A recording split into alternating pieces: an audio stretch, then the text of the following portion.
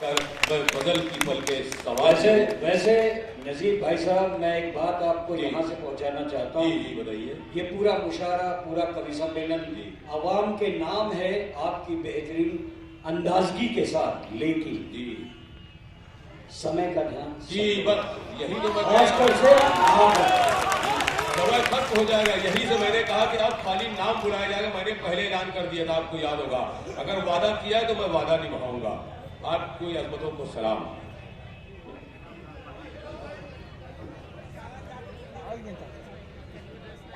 माशाल्लाह के चरणों में नमन करता हूँ। एक बार जोरदार तालियां इस शानदार आयोजन के लिए, आदरणीय विनोद प्रताप जी के लिए भाई शैलेंद्र मनोज जी के लिए। देश के नामचीन शायर बैठे हुए हैं।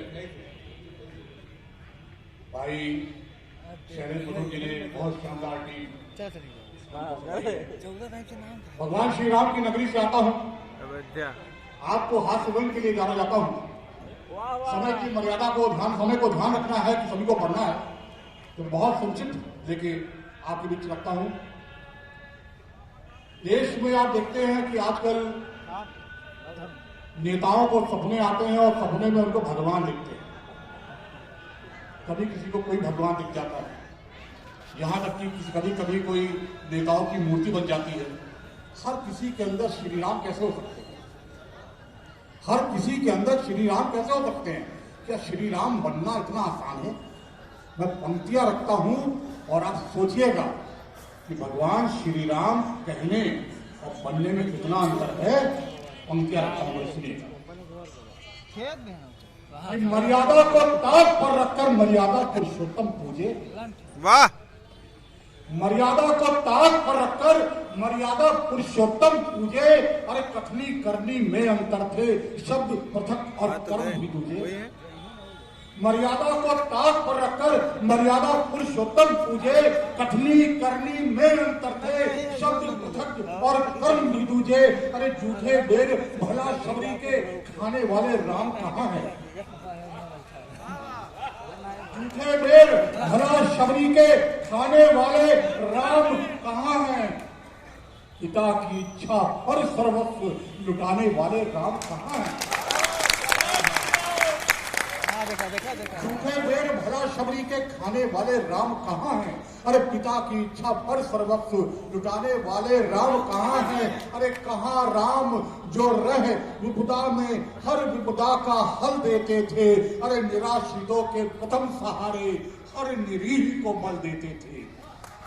कौन यहाँ, हम सब अपने अंदर जाते हैं कि कौन यहाँ जिसने निज अंतस राम का पावन धाम किया हो? कौन यहाँ जिसने निज अंतस राम का पावन धाम किया हो? अरे कौन है ऐसा जिसने भीतर इतना सा भी राम किया हो? बहुत बढ़िया, बहुत बढ़िया। कौन यहाँ जिसने निज अंतस राम का पावन धाम किया हो? अरे कौन है ऐसा जिसने भीतर इतना सा भी राम जिया हो? तब कहता हूं कि धर्म और निज कर्म पे चल के पहले आंख मिलाना तुम, और जब तक मन में राम न जागे रावण नहीं जलाना तुम।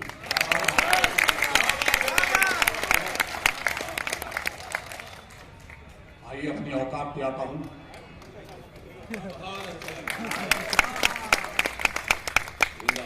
ये मैंने केवल इसलिए पढ़ दिया सर, इतने महान महान शायर, इतने बड़े बड़े वक्ता, एक शानदार कलमकार बैठे हुए हैं। उनके सामने अपने आप को पढ़ा लिखा भी साबित करना ही पड़ता है। मैं ऐसा बिल्कुल नहीं लिखता, मेरा तो मतलब भैया नहीं, आप बड़ी मुश्किल से इतना बटोर के लिख पाया। एक बार जोरदार तालियां हो जाए, मैं अपनी औकात में आ जाए। अच्छा, देश में देखते हैं जब चुनाव शुरू होते हैं तो आपको सबसे पहले एक आदमी दिखाई पड़ता है, नेता, जो बहुत दिनों से कभी नहीं दिखाई पड़ता। अच्छा, चुनाव जब करीब आते हैं तो वो भी सोचता है कुछ काम तो क्या नहीं, कुछ काम ही कर दें, आखिर जनता के बीच जाना है, कल को वोट मांगना है। ऐसे ही मैंने कभी सोचा, एक व्यंग के माध्यम से, हास्य के माध्यम से एक कविता को भी रखता हूँ। यहाँ सभी कलमकार बैठे हैं, आज जो बातें होंगी कविता में ही होंगी।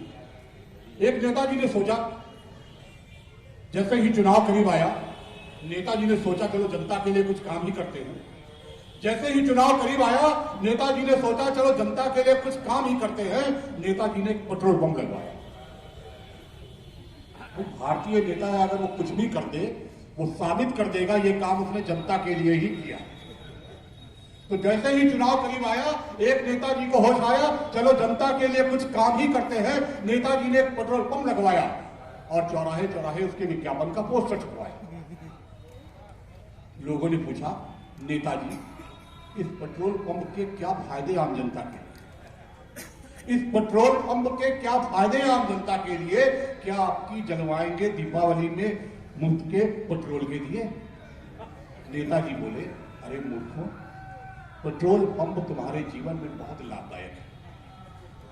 नेताजी बोले, अरे मूर्खों, पेट्रोल पंप तुम्हारे जीवन में बहुत लाभदायक है। लोग बोले, अरे सर वो कैसे?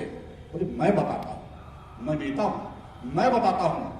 पेट्रोल को आयल भी कहते हैं, पेट्रोल को तेल भी कहते हैं, तेल को आयल भी कहते हैं। पेट्रोल को तेल कहते हैं, तेल को आयल भी कहते हैं। आयल को बाल में लगाया जाता है, बाल तो क्रिकेट में भी होती है। क्रिकेट एक गेम होता है।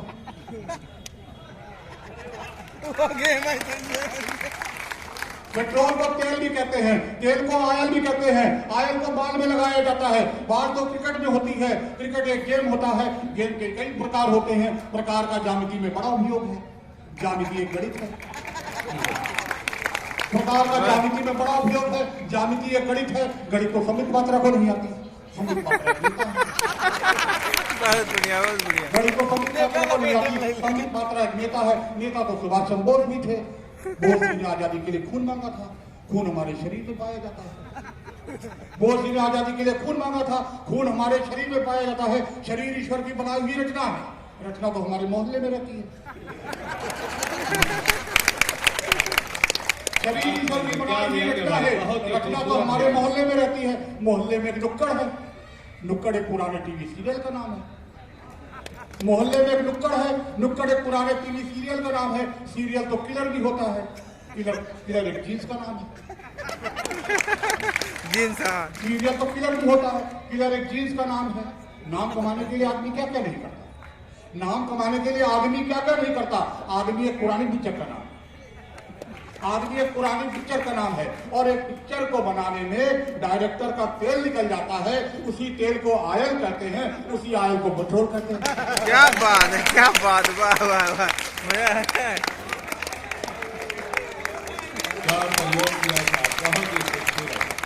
क्या परिभाषा है, वाह। पिक्चर को बनाने में डायरेक्टर का तेल निकल जाता है, उसी तेल को आयल कहते हैं, उसी आयल को पेट्रोल कहते हैं। जैसे आपने ताली बजाई, वहां भी लोग जो बैठे थे वो भी ताली बजाने लगे। नेताजी बोले, ना, बात अभी कंप्लीट नहीं हुई।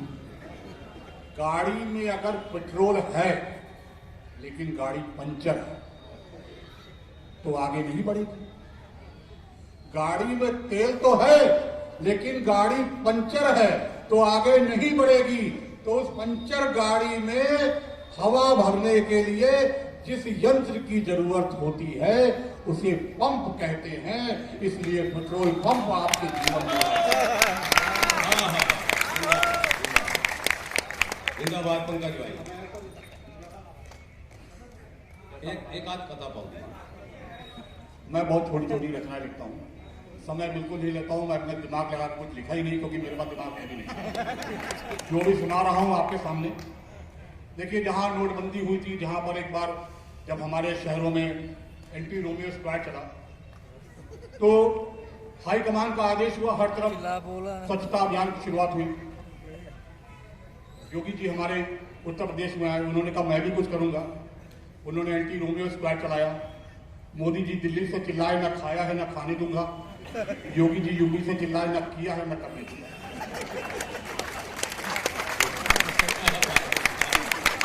सर, कि हम पुराने रोमियो थे। हमारे पिताजी ने कहा था कि प्यार बांटने से ही मतलब बढ़ता है, तो हम मोहल्ले मोहल्ले प्यार बांटते रहे। फिर योगी जी की सरकार आ गई, फिर बटोरने गए।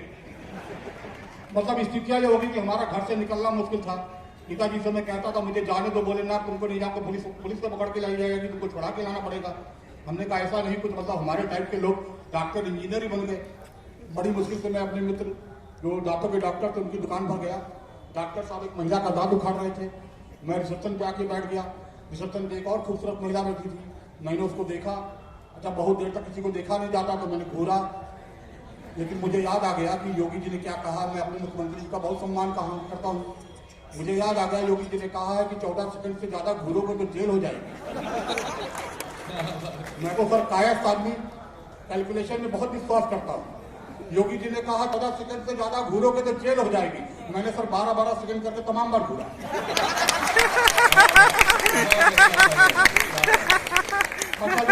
महिला बैठी थी, मैंने देखा उसके दाहिने तरफ गाल में काफी सूजन थी। अब उनको दर्द हो ना हो, लेकिन हमको हुआ। और वो इतनी खूबसूरत थी कि पहली ही नजर में उनको दिल दे बैठे। वाह वाह का तो जोर से बजाओ। पहली ही नजर में उनको दिल दे बैठे। वो शक्ल से नजर आए कुछ ऐसे ऐसे। अरे मुंह की सूजन देखकर हमने समझाया, दवा का नुस्खा भी मुफ्त में बतलाया। वो इशारों में बोली, अपने काम से काम चलाइए, इस तरह मेरे दिमाग का तगी न बनाइए। और हाशिक हम भी बड़े ठीक थे। वाह, बोले ऐसे जाने नहीं दूंगा, मुंह की सूजन से उठे दर्द का असर आप पे छाने नहीं दूंगा। वो झल्लाकर बोल ही उठी, वो झल्लाकर बोल ही उठी, अरे क्या लुत्फ उठाने नहीं देगा। अरे मुंह में गुटका दबा है, ससुरे चबाने भी नहीं देगा। जिंदाबाद जिंदाबाद। पंकज श्रीवास्तव ने हंसी का खजाना लुटाया। तंज और मिजाज, ज़राफ़त और अल्फाज और शब्दों को